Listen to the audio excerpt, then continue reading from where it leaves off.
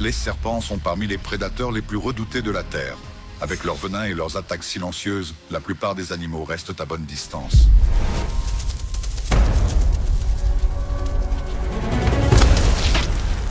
Mais pas tous. Certaines créatures ripostent, et elles ne se contentent pas de survivre. Elles gagnent.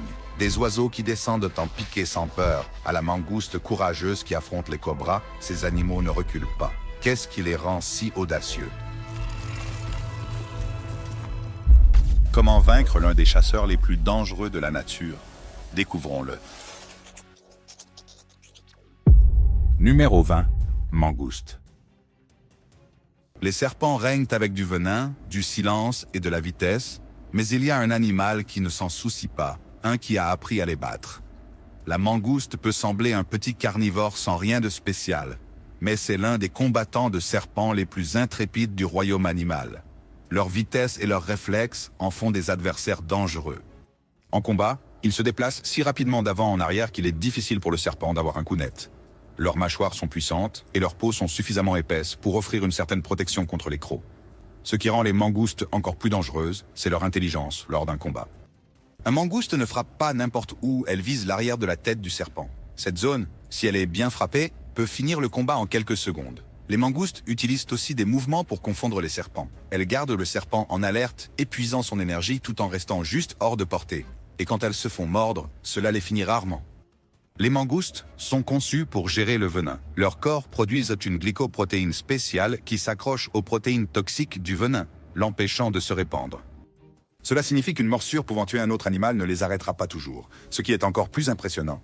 Et comment ils transmettent cette compétence? Les adultes entraînent leurs jeunes par des étapes minutieuses. D'abord avec des serpents morts, puis avec des serpents handicapés. Finalement, les petits affrontent seuls des serpents vivants. Au moment où ils sont adultes, ils ont vu assez, pratiqué assez et ils sont prêts.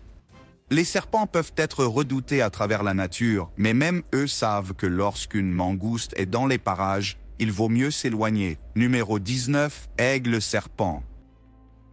L'aigle des serpents n'est pas parmi les plus grands oiseaux de proie. Pourtant, il inspire la peur à travers l'Afrique de l'Est, l'Ouest et le Sud. Les serpents sont particulièrement méfiants de ce chasseur aux yeux perçants. Son approche est rapide et soudaine. Une seconde, l'air est calme. La suivante, cet oiseau plonge en piqué, rapide et implacable. Lorsqu'il cible sa proie, l'issue est quasiment toujours assurée. Les serres de l'aigle sont faites pour la puissance. Il déchire la peau dure et écailleuse d'un serpent avec aisance. Soulever le serpent du sol semble sans effort. Parfois, l'aigle mange en planant dans le ciel. D'autres fois, il retourne au nid, où ses petits attendent. Dans ces moments-là, le serpent devient rien de plus qu'un repas rapide. Son apparence est distincte. De grands yeux jaunes, un bec noir incurvé et une tache gris clair juste au-dessus le rendent facile à repérer. Mais ce qui le rend particulièrement dangereux, c'est ce qui protège ses jambes. Une peau rugueuse et écailleuse qui empêche les crocs de pénétrer. Même lors d'une lutte rapprochée au sol, cet oiseau a l'avantage. Sa vue est extraordinaire. Il peut détecter un mouvement à plus de 1000 mètres. Un léger mouvement dans l'herbe lui suffit. Et grâce à une fine paupière qui nettoie la poussière de ses yeux, sa vision reste nette, même par vent fort ou en cas de forte chaleur. Pour un serpent au sol, l'aigle-serpent est plus qu'un simple oiseau. C'est un signal que la fin est proche. Numéro 18, les sangliers. Ce n'est pas leur taille qui rend cet animal audacieux, c'est la façon dont ils voient les serpents, non pas comme des menaces, mais comme de la nourriture. La plupart des créatures gardent leur distance lorsqu'elles aperçoivent un serpent, pas les sangliers. Ils foncent vers eux. Cela peut sembler être une mauvaise idée, mais les sangliers sont faits pour prendre ce genre de risque. Le venin de serpent peut les blesser, mais il ne les abat pas comme avec d'autres animaux. Une partie de la raison est leur peau épaisse. Elle est dure, rugueuse et soutenue par une couche de graisse. Ce rembourrage supplémentaire ralentit la vitesse à laquelle le venin se déplace dans leur corps. Cela leur donne du temps et ils l'utilisent. Une fois qu'un serpent attaque, le cochon sauvage ne se fiche pas. Il réplique immédiatement. Il mord, secoue et parfois plaque le serpent au sol. Leurs mâchoires sont puissantes et ils ne s'arrêtent pas tant que le serpent ne cesse de bouger. Certains lancent même le serpent en l'air comme un jouet avant de le manger. Pour un serpent, un cochon sauvage n'est pas juste un autre animal, c'est une menace. Avec leur ténacité, leur faim et leur manière de se battre, les sangliers sont l'un des rares animaux qui, au lieu de fuir un serpent, vont réellement à sa recherche. Numéro 17, lynx roux. Il y a un son qui signifie danger pour la plupart des créatures, mais pour le lynx roux, cela signifie que le dîner pourrait être proche. Les lynx roux et les serpents à sonnette se croisent plus souvent qu'on ne pourrait le penser. Ils vivent tous deux dans des endroits secs et rocheux, avec beaucoup de cachettes. Alors, quand un serpent avertit avec sa queue, il ne fait pas que du bruit. Il révèle son emplacement, et c'est tout ce qu'un lynx roux a besoin. Ce chat sauvage est rapide, léger sur ses pieds et toujours en alerte. Lorsqu'il trouve un serpent à sonnette, il ne se précipite pas tête baissée. Il utilise sa vitesse et son timing. Les lynx frappent souvent la tête du serpent avec une lourde patte, assez fort pour l'étourdir. Ce coup est rapide, presque trop rapide pour être vu. Une fois que le serpent est étourdi, les griffes sortent et le combat se termine peu après. Maintenant, ce qui aide aussi, c'est à quel point le lynx voit bien la nuit. Ses yeux ont une couche spéciale derrière la rétine qui réfléchit la lumière à travers l'œil. Cela rend leur vision nocturne plus aiguisée que celle de la plupart des autres animaux. Alors que de nombreux prédateurs ralentissent la nuit, les lynx rouges ne le font pas. Ils se déplacent comme s'ils savaient déjà où tout se trouve. Les serpents, même venimeux, ne peuvent pas se cacher éternellement, pas quand un lynx rouge est à proximité. Il écoute, il attend, puis il frappe. Honnêtement, si vous êtes impressionné par l'intelligence et l'audace du lynx, c'est le bon moment pour appuyer sur le bouton « J'aime ».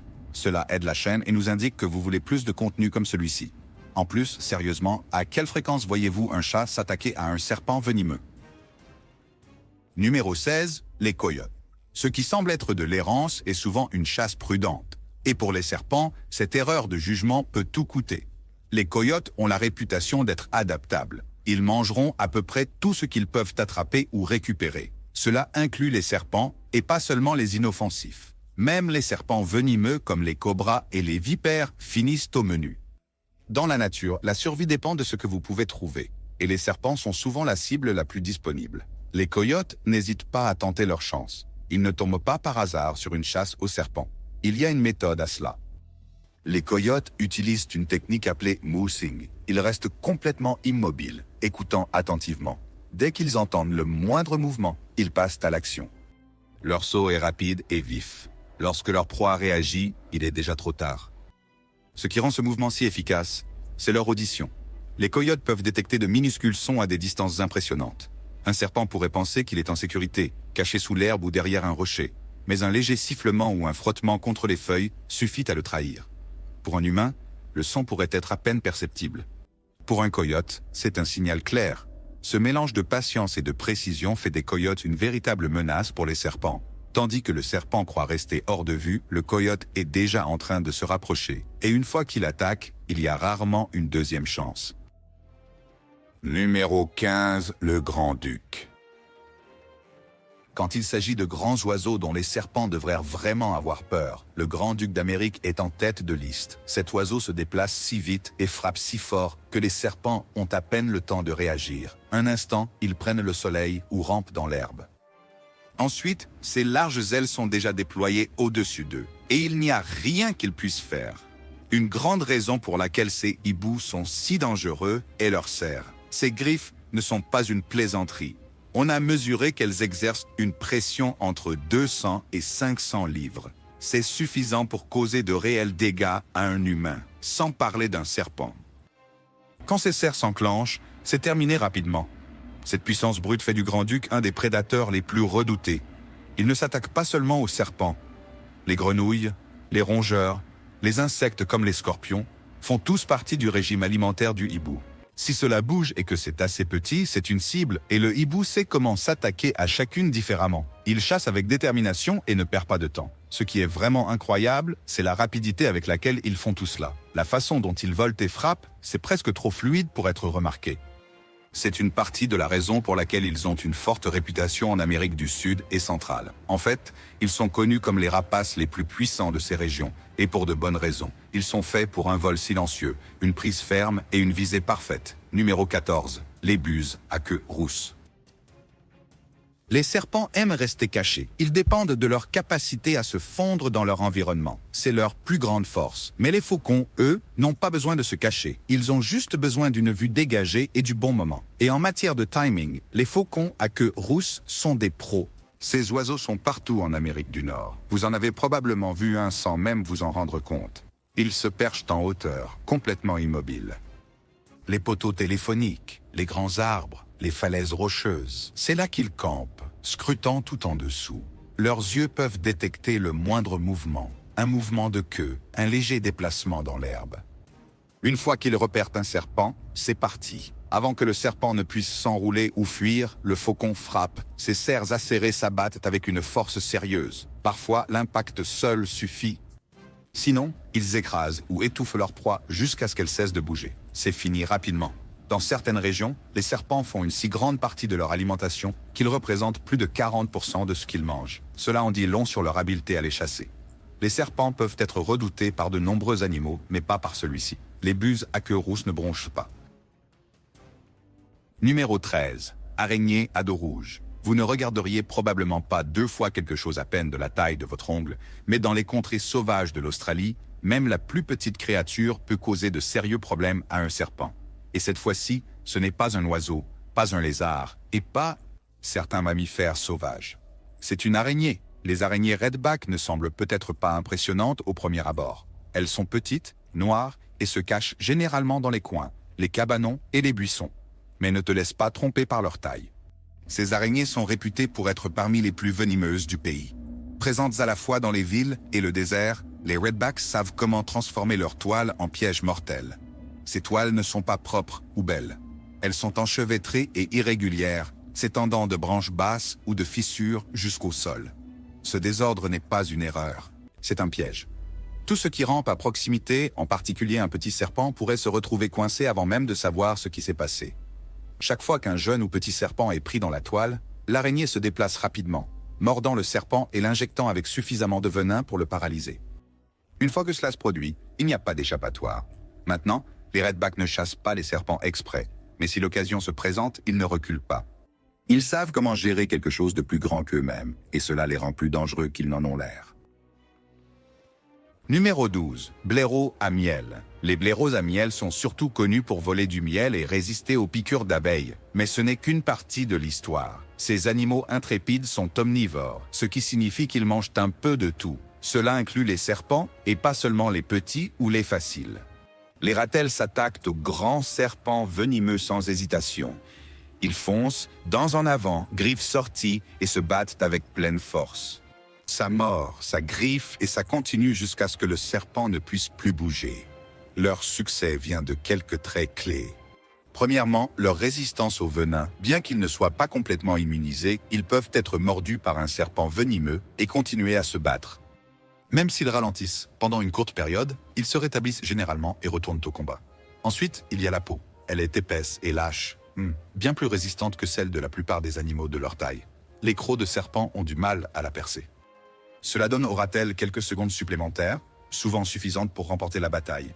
Combinez cela avec la résistance au venin, la peau semblable à une armure, et ce style d'attaque sauvage et agressif.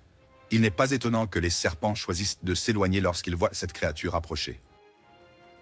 Numéro 11. Les crocodiles. Un serpent qui rampe près de l'eau pourrait penser qu'il est en sécurité, mais quand un crocodile se cache juste sous la surface, cette confiance peut disparaître rapidement. Les crocodiles sont d'énormes reptiles avec une peau dure et écailleuse, et certaines des mâchoires les plus puissantes de la planète. La plupart du temps, ils chassent le poisson ou les mammifères qui s'approchent trop près de l'eau. Mais lorsqu'un serpent croise par inadvertance le chemin d'un crocodile, il peut aussi devenir son déjeuner. Même si les serpents peuvent être rapides et que certains sont très venimeux, les crocodiles ne semblent pas s'en soucier. Ils restent immobiles dans l'eau avec seulement leurs yeux au-dessus de la surface. Leur corps bouge à peine. Une fois que le serpent s'approche, le crocodile se met brusquement en action. En une seule rapide avancée, il attrape le serpent dans ses puissantes mâchoires et l'écrase. La morsure est si forte que le serpent n'a aucune chance de s'échapper. Les crocodiles ne s'attaquent pas seulement aux petits serpents inoffensifs. Ils attaquent également des espèces plus grandes et plus dangereuses. Que le serpent ait du venin ou non ne fait pas beaucoup de différence. La peau rugueuse et épaisse du crocodile le protège des morsures, et ses attaques rapides et brutales laissent généralement peu de temps au serpent pour se défendre. Pour les serpents, être au mauvais endroit au mauvais moment peut signifier croiser un crocodile. Et quand cela se produit, il n'y a presque pas d'échappatoire. Numéro 10. Dinde sauvage. Vous ne pensez peut-être pas aux dindes comme audacieuses ou agressives, mais dans la nature, ce ne sont pas les mêmes oiseaux que vous voyez sur une table à manger. Les dindes sauvages sont des nourrisseurs opportunistes. Elles mangent des graines, des herbes, des insectes, et même de petits animaux lorsque l'occasion se présente. Des serpents, absolument au menu, et les dindes voyagent rarement seules. Elles se déplacent en bande, ce qui leur donne un grand avantage face aux menaces. Une seule dinde pourrait fuir, mais un groupe, c'est une autre histoire. Les serpents représentent une véritable menace pour les dindes, surtout quand il s'agit de leurs œufs et de leurs poussins. Alors, quand un serpent s'approche trop près, les dindes réagissent rapidement. Si le serpent est assez petit, le groupe s'approche. Ils commencent à picorer dur et à plusieurs reprises. Le serpent peut à peine réagir avant d'être submergé. Une fois qu'il est mort, les dindes ne le gaspillent pas, elles le mangent. Les gros serpents nécessitent une stratégie différente. Les dindes réagissent toujours en groupe, mais au lieu d'attaquer directement, elles cherchent à intimider. Elles déploient leurs ailes, émettent des cris d'alarme forts et s'approchent du serpent sans se rapprocher trop près. L'objectif est de l'effrayer pour qu'il parte, et étonnamment souvent, ça fonctionne. Les dindes ont aussi une certaine protection naturelle. Leurs jambes sont couvertes d'une peau épaisse et écailleuse qui aide à bloquer les morsures, et leurs plumes serrées agissent comme une armure, rendant plus difficile pour les crocs d'atteindre quelque chose de vital. Cela ne les rend pas à l'abri des morsures, mais cela leur donne une meilleure chance de s'échapper indemnes. Donc, les dindons peuvent ne pas sembler être de féroces défenseurs, mais dans la nature, ils sont plus que capables de tenir leur position. Numéro 9, raton laveur. Les ratons laveurs peuvent sembler joueurs, mais si on leur donne une raison, ils deviennent des tueurs de serpents habiles. Ce qui rend les ratons laveurs si dangereux pour les serpents, ce n'est pas seulement leurs griffes ou leurs dents. C'est leur façon de se déplacer, de penser et d'agir lorsqu'ils sont acculés. La nuit, ils cherchent avec détermination, reniflant autour, retournant des bûches et inspectant chaque coin sombre à la recherche de quelque chose à manger. Des insectes, des fruits, des grenouilles et des poissons sont tous au menu. Et de temps en temps, un serpent se retrouve sur cette liste. Maintenant, ils ne cherchent pas de serpents exprès. La plupart du temps, c'est la malchance du serpent. Si un raton laveur tombe sur un serpent et se sent menacé, il ne s'enfuit pas, il se bat. Et quand il se bat, il y va à fond. Un raton laveur va écraser le serpent avec ses pattes avant et aller directement pour mordre. Habituellement, il cible la tête ou le cou. Cela seul suffit à arrêter le serpent net. Si le serpent se débat, le raton laveur peut le saisir et le secouer violemment. Ce mouvement affaiblit rapidement le serpent. Mais si tout cela ne fonctionne pas, ils deviennent créatifs. On a vu des ratons laveurs ramasser des objets lourds et écraser la tête du serpent. C'est rapide, c'est brutal, et ça fonctionne. Pour un raton laveur, un serpent est plus qu'une menace. C'est une source de protéines, c'est la survie. C'est un repas de plus qui le maintient en vie pour une longue nuit. Numéro 8, les hérissons. Dans le monde des prédateurs, la taille et la force volent souvent la vedette, mais parfois, ce sont les petits piquants qu'il faut surveiller. Les serpents apprennent cela à leurs dépens quand ils choisissent la mauvaise cible, comme un hérisson. À première vue, un hérisson paraît trop doux pour être une menace. Petit corps, nez frémissant, pas lent. Mais ne vous laissez pas tromper par les apparences. Les hérissons ont plus de qualité qu'il n'y paraît. Par exemple, ils ont une certaine résistance à certains types de venins de serpents. Ce n'est pas une immunité complète, mais cela aide. Leur corps peut parfois gérer des toxines qui mettraient à terre d'autres petits animaux. Les toxines qui affectent les nerfs ou provoquent des saignements ne fonctionnent pas toujours de la même manière sur eux. Cependant, une morsure au mauvais endroit, comme la jambe ou le visage, pourrait toujours être mortelle. Ce qui les aide vraiment à survivre, ce sont les épines, épaisses, pointues et rigides. Elles fonctionnent comme une armure. Quand un serpent attaque, il s'attend à de la chair mais se retrouve avec une bouchée de pique.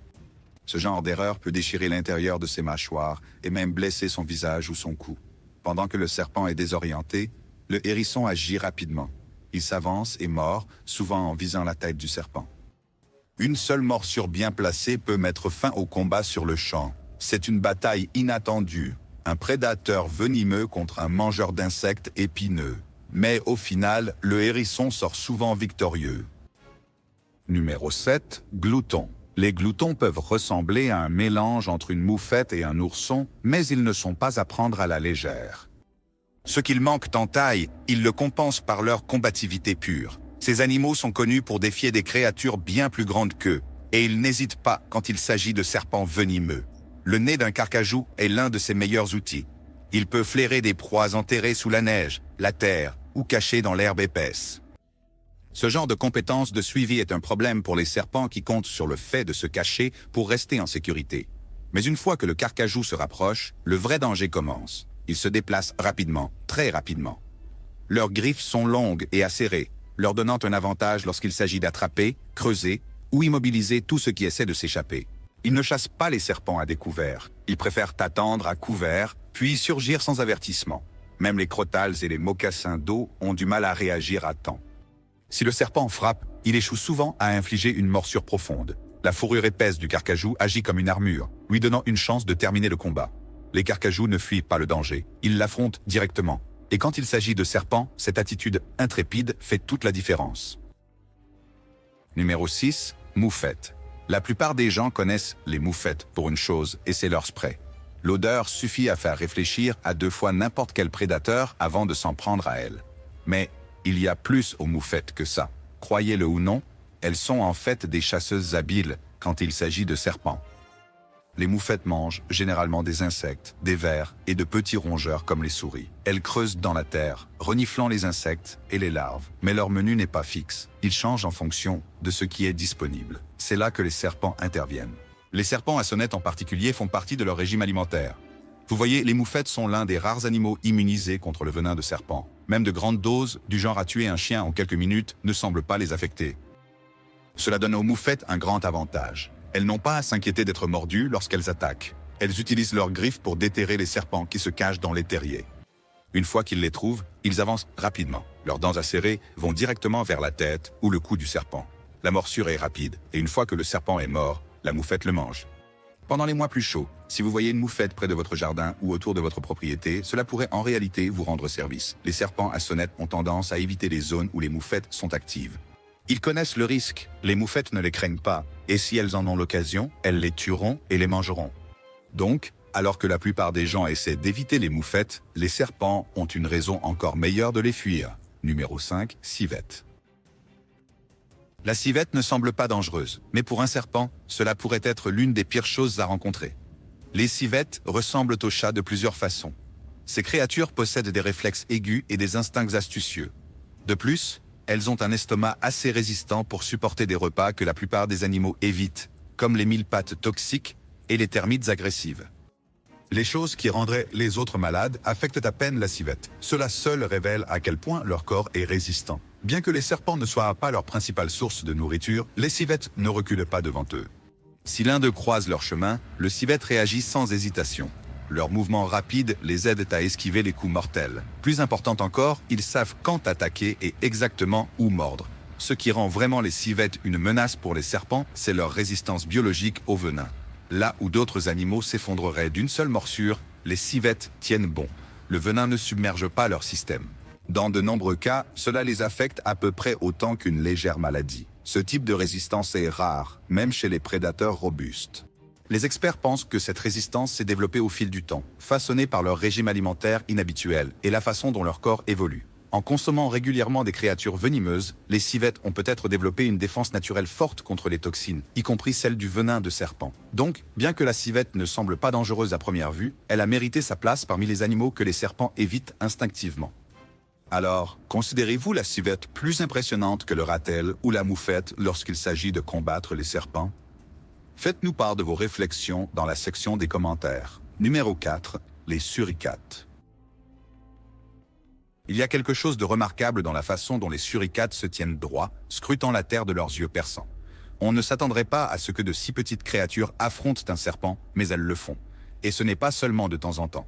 Les suricates sont de petits mammifères, mais ce qu'ils manquent en taille, ils le compensent par le travail d'équipe. Ils vivent en groupes soudés et sont toujours à l'affût du danger. Un suricate était généralement en vigie pendant que les autres cherchent de la nourriture ou se reposent. Dès qu'une menace est repérée, tout s'arrête. Tous les yeux se tournent vers ce seul danger. S'il s'agit d'un serpent, la situation devient rapidement sérieuse. Les serpents s'introduisent parfois dans les tunnels de suricates, essayant d'en attraper un par surprise. Mais dès qu'on s'approche trop, tout le groupe réagit ensemble. Quand il s'agit de serpents, les suricates ont un système. Ils entourent le serpent et attaquent sous différents angles. Leur but est de le confondre. Pendant qu'un distrait, un autre mord. Ce travail d'équipe déstabilise le serpent et donne aux suricates une chance de frapper encore et encore jusqu'à ce que le serpent ne soit plus une menace. Ils s'attaquent généralement à des serpents plus petits et non venimeux. Mais quand c'est nécessaire, ils combattront aussi les venimeux. Un avantage majeur qu'ils ont est leur immunité. Les suricates sont naturellement résistants au venin de nombreux serpents, ainsi qu'à celui des scorpions et même des mille-pattes.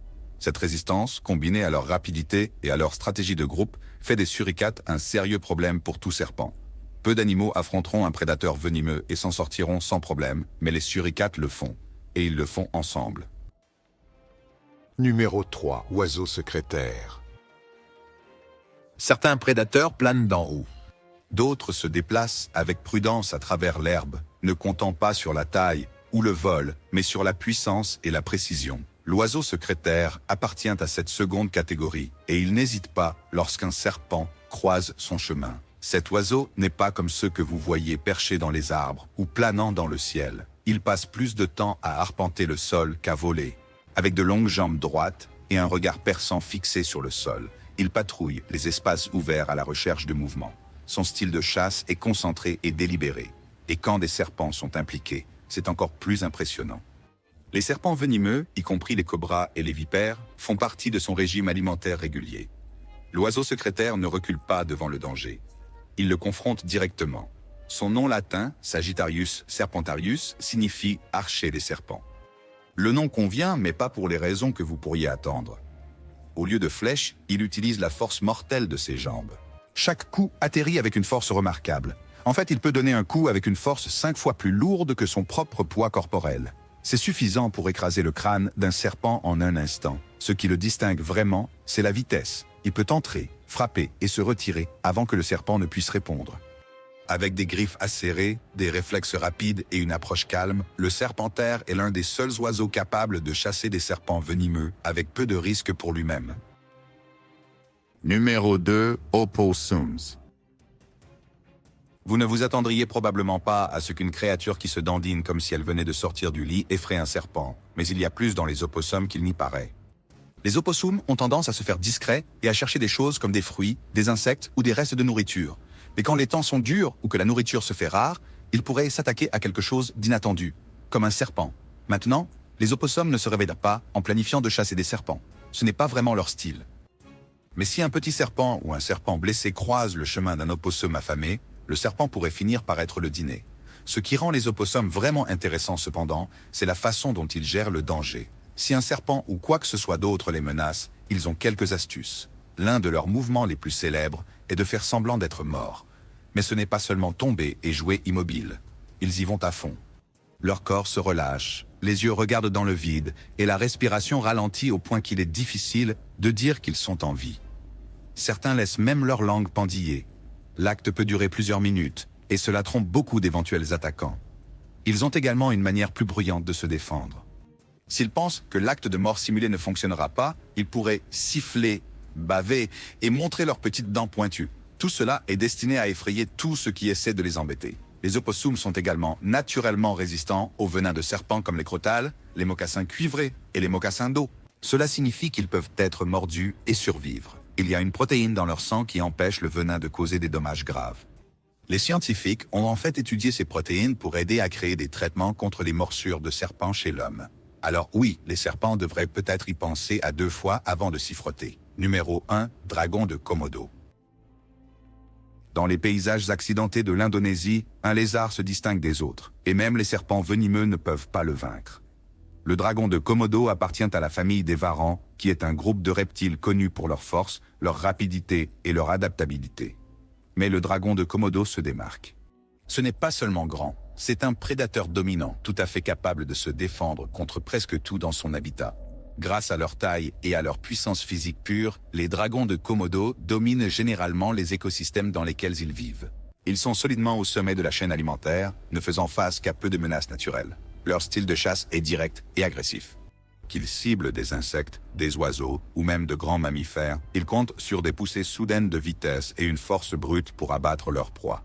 Et parfois, ces proies incluent des serpents. La plupart des serpents, même les dangereux, ne sont pas de taille face à un dragon de Komodo.